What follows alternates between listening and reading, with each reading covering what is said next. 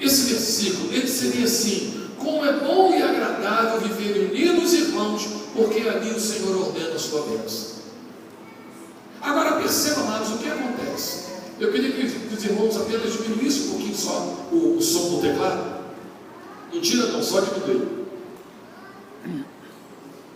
Irmãos, qual é a maior dificuldade que as pessoas têm hoje? De se manterem unidas. Essa dificuldade em todo lugar. Essa dificuldade na casa, na hora da opinião. O que vamos fazer com o salário? O que vamos fazer com as férias? Qual conta vamos pagar primeiro?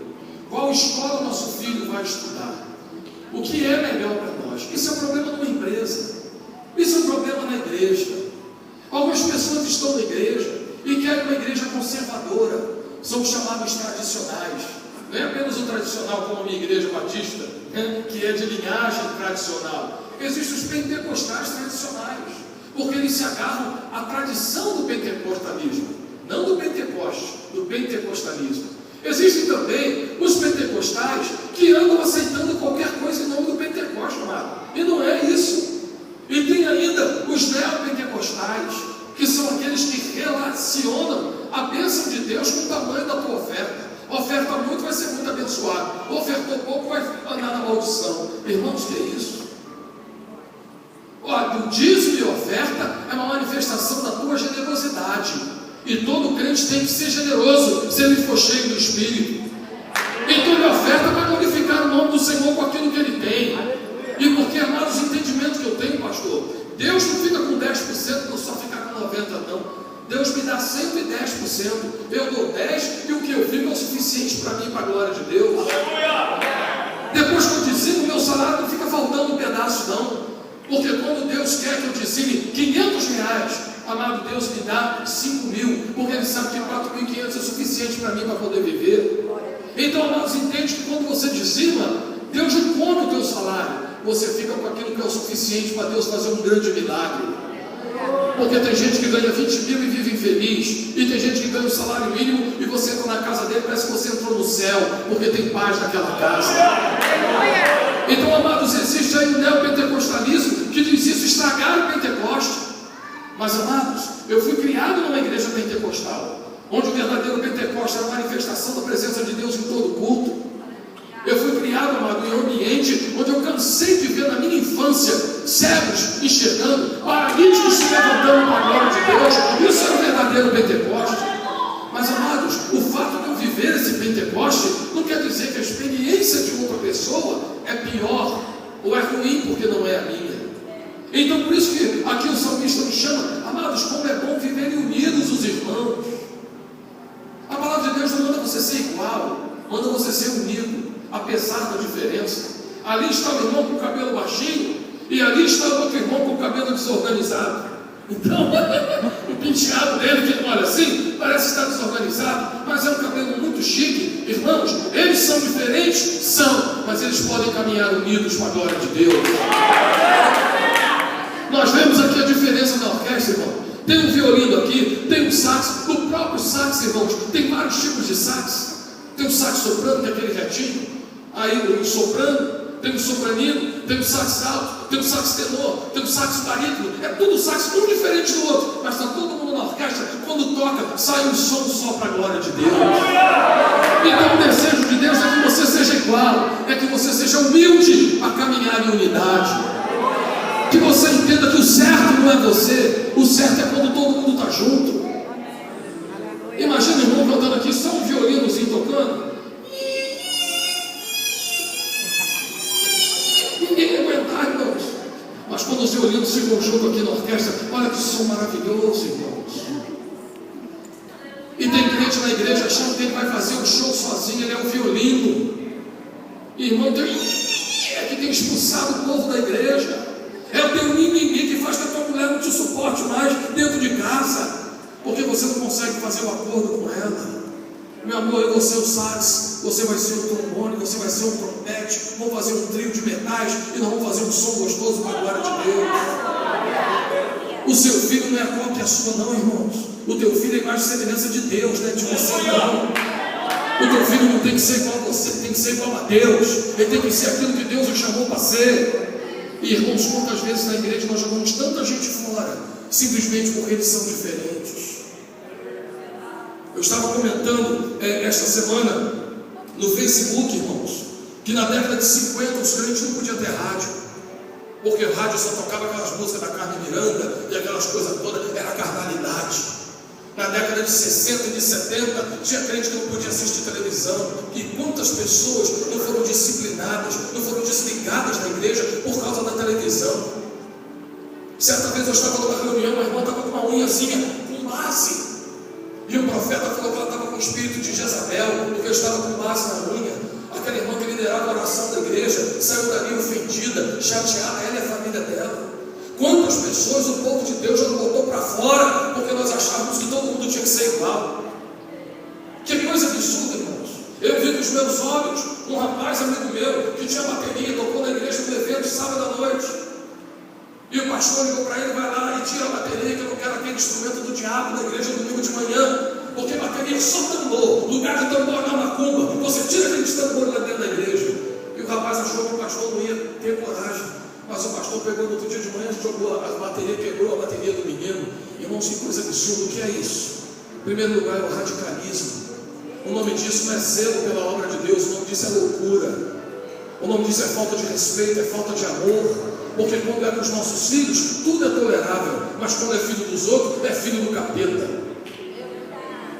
Deus está falando contigo, irmão? Deus está falando, está te apavorando. Então, irmãos, entenda que nós temos que dentro da nossa casa, você vem de uma família, tua mulher vem outra. Sabia que vocês não são irmãos? Seu marido e sua mulher, vocês não são irmãos, não.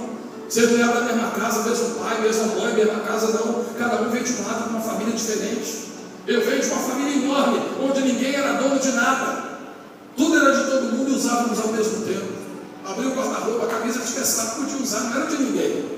9 filhos. Como é que vai ter 9 compartimentos de guarda-roupa? Era um guarda-roupa só com 20 camisas, 30 camisas, e você chegava lá e usava o que dava. Aí vem minha esposa, uma família pequena, ela é 2 irmãos, cada um no seu quartinho, cada um no seu guarda-roupa. Olha a diferença.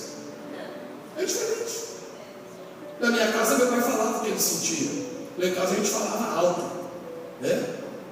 Parece família de italiano, mas não só. Todo mundo falava alto. Na família da minha esposa, todo mundo conversa cochichando. E quando eu falo alto, minha mulher fala: você está gritando? Porque eu não estou gritando, eu falo alto. Porque ela se assusta comigo falando alto, mas na verdade eu não estou gritando, eu falo alto. Porque na minha casa a gente falava alto. E minha esposa falando, eu digo: está resmungando por quê? Não estou resmungando. Na minha casa todo mundo fala baixo. Então, irmãos, perceba que você vai para um casamento, muitas vezes querendo transformar o outro à sua imagem e semelhança, ao invés de valorizarmos as diferenças, para que possamos caminhar unidos, porque quando o povo está unido, ali o Senhor derrama a sua bênção. Amado, se você não decidir caminhar em unidade dentro da tua casa, a tua casa vai ser um consulado do inferno. Você tem que escolher, amado. Há um engano dentro das famílias, que as pessoas querem ter razão o tempo todo, pastor. O marido quer ter razão. Aí a mulher fica guardando os argumentos para depois provar para ele que ele não tinha razão. Aí o homem vai para casa matutando, ao invés de pensar que a mulher tinha razão, ele vai para casa e fica o dia inteiro pensando no argumento que ele vai dizer à noite para vencer o debate. Amado, na família, no casamento, você tem que escolher: ou você vai ter razão, ou você vai ter paz. Na minha casa eu escolhi ter paz. E o diabo vai usando isso. O diabo vai usando isso. Cada dia é uma confusão. Um dia por causa de louça, outro dia por causa da casa, que a lâmpada está queimada da varanda e o marido não troca nunca. E a mulher fica perguntando: legal, tem que contratar o marido de aluguel? Eu não quero homem nenhum fazendo nada na minha casa. Não quer nenhum homem, inclusive ele, fazendo nada na casa. E ele começa a ficar aborrecido. Amados, briga por causa de uma mulher. Aí o homem chega em casa e está lá no carro escrito lá de fora: marido de aluguel. Tem conversa com marido de aluguel na porta da minha casa. Aí começa: apenas um homem que vai trocar lâmpada. Ele vai fazer todas as funções do marido, não. O restante você vai continuar fazendo, inclusive pagando as contas. Pode ficar tranquilo. Mas, irmãos, o que Deus quer é que nós aprendamos. Eu estava conversando com o Lucas ali. Fica de pé aí, Lucas. Você é solteiro, Lucas? Amém. Vira a palavra por gentileza para Deus fazer a obra desse ano. Amém. Glória a Deus. Pode sentar. O Lucas foi me buscar em casa, irmãos. Meu carro deu um problema na bateria sexta-feira e ontem trabalhei o dia inteiro, não deu tempo de resolver. Eu pedi para alguém buscar em casa. Tive o privilégio de ser trazido até aqui com o Lucas. Quando eu comecei com o Lucas, só fiz a pergunta para ele: Lucas, qual é a matéria que você mais gostava na escola? Ele falou: português e história. E eu falei: química, física, biologia, você não gostava? Não. Pois é, Lucas, você é um moço que tende a ser vaidoso. Você gosta de andar bem arrumadinho, não é? Eu falei: sim, pastor. Aí eu falei assim: mas a sua gaveta da sua casa é bagunçada. Eu falei: claro que é, pastor. Como é que só sabe? E eu comecei a falar para ele algumas coisas a respeito dele. Por quê, irmão? Porque as pessoas são diferentes. E quando eu olho para o meu filho, eu não olho para o meu filho, embora seja um junior, eu não olho para ele querendo me achar nele. Eu olho para ele querendo descobrir quem ele é, irmãos. Para que meu filho viva a plenitude daquilo que ele é e não aquilo que eu sou. Meu filho não tem que ser a continuidade do que eu sou, também porque eu não sou tão bom assim para desejar que meu filho seja como eu. Eu quero que meu filho seja como Cristo. Eu quero que meu filho seja espiritual. Eu quero que meu filho tenha um futuro. Eu quero que meu filho tenha o temor do Senhor. Eu quero que meu filho aprenda com a minha conduta, mas que ele tenha o direito de fazer as escolhas dele que glorifiquem o nome do Senhor. Então muitas vezes nós queremos torcer e isso causa dificuldade. Isso causa dificuldade dentro da casa. O pai e a mãe não suportam mais o filho adolescente. Ele quer dormir demais, ele fala demais. A mãe passa a manhã inteira preparando uma comida maravilhosa. A hora que bota o prato, ele diz: é isso aqui, eu quero arroz com ovo. Não para jogar o prato de comida na cara dele, né, irmãos? Mas o que é adolescência? Então, se o pai e a mãe não compreender a adolescência, o período da afirmação da identidade dele, é o período em que ele vai discordar de tudo, porque ele está criando a própria opinião dele. Se você criar um filho que concorda com tudo dentro da tua casa, você vai criar um banana, e ele vai casar com uma mulher que vai dominar ele. Se você cria sua filha fazendo todas as vontades dela, nenhum homem vai conseguir fazer isso por ela o tempo todo. Então nós precisamos olhar os nossos filhos e não criar os nossos filhos para nós mesmos, mas criar os nossos filhos para o propósito de Deus na vida deles. Entender que tem filhos que gostam de ficar na rua, tem filhos que gostam de ficar em casa, irmãos. E aí que é o tal do extrovertido e introvertido. Não é o que fala muito e o que fala pouco. Tem gente que tem que ir para a rua para estar com o meio do povo e ficar feliz. Tem gente não que em casa está tranquilo. Ele não está deprimido, ele não é antissocial, nem nada disso. Ele apenas gosta de ficar em casa. Mas o pai e a mãe fica enxotando o menino para ter experiências que ele não quer.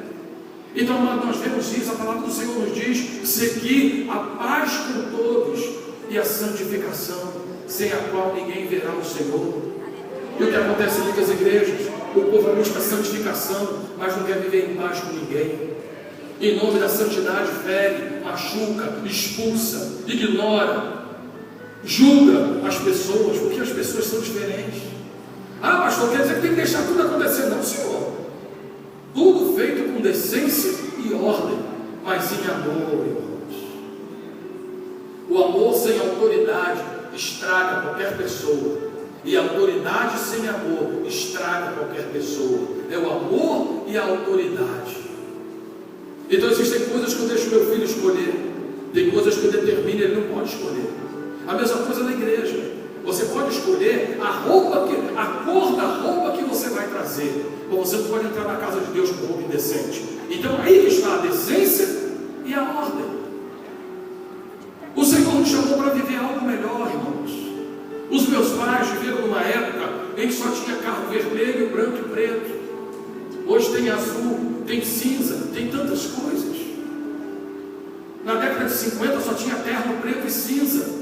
Hoje tem de toda cor. Não sei se você observou, as coisas mudaram.